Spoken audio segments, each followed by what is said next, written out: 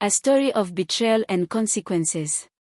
At 35 years old, I was a young father of 2 children, a 5-year-old and a 7-year-old. I worked as a security guard for a company, earning a monthly salary of 70,000 francs. Despite my best efforts, the pay was far from sufficient to meet the needs of my family and myself. Frustration weighed heavily on me, and I often vented my dissatisfaction to my colleagues, lamenting the struggle to make ends meet. One day, while discussing my financial struggles with my coworkers, someone overheard our conversation.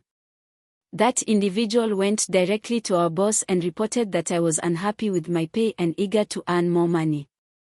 I had no idea that this moment would set a series of events into motion that would change my life forever. On a Tuesday morning, my day off, I was startled by a knock at my door. Opening it, I was surprised to see my boss standing there. He invited me to sit in his car, and as we spoke, he brought up my dissatisfaction with my salary. My heart raced as I feared he might fire me for my complaints. Instead, to my surprise, he assured me that he wanted to help. His offer of help seemed promising at first. I thought he might be considering a promotion or a bonus to ease my financial strain. Then he asked me to get dressed and accompany him somewhere.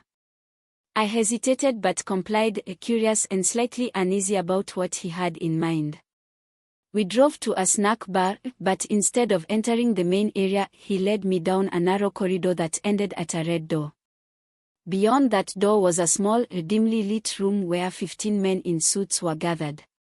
Their polished appearances and the secrecy of the setting immediately made me uncomfortable. When we entered, they asked, "Who is receiving the contribution today?" To my utter confusion, they all pointed at me. Before I could process what was happening, a bag filled with 35 million francs was placed in front of me. I was overwhelmed by a mix of emotions, confusion, fear, and disbelief. I hadn't contributed anything to this group, nor had I any idea what their purpose was. The sudden appearance of so much money felt wrong, and a creeping sense of danger filled the room. I excused myself, claiming I needed to use the bathroom. Once there, I splashed water on my face, trying to steady my nerves. Summoning the courage to return, I found the room now empty except for my boss and the bag of money. His face was a mask of disappointment. "I thought you wanted to make money," he said coldly. "You've embarrassed me and gotten me into trouble."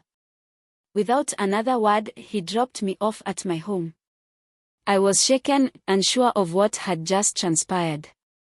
When I explained everything to my wife, she was equally horrified.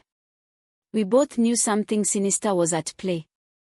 The next morning, I awoke to find myself in a state of madness.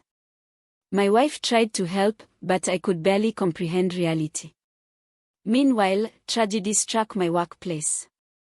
6 of my colleagues were involved in a fatal accident with the company's bus. They all died. My wife explained everything to the police, detailing my encounter with my boss and the strange meeting. However, without concrete evidence, they couldn't take action against him. To this day, my life remains shattered. I live with the scars of that fateful encounter, unable to escape the madness that followed. The money I once thought I wanted so desperately became a symbol of something far more sinister. And now, as I look back, I realize how little I understood the true cost of my ambition and the lengths some people will go to for power and wealth.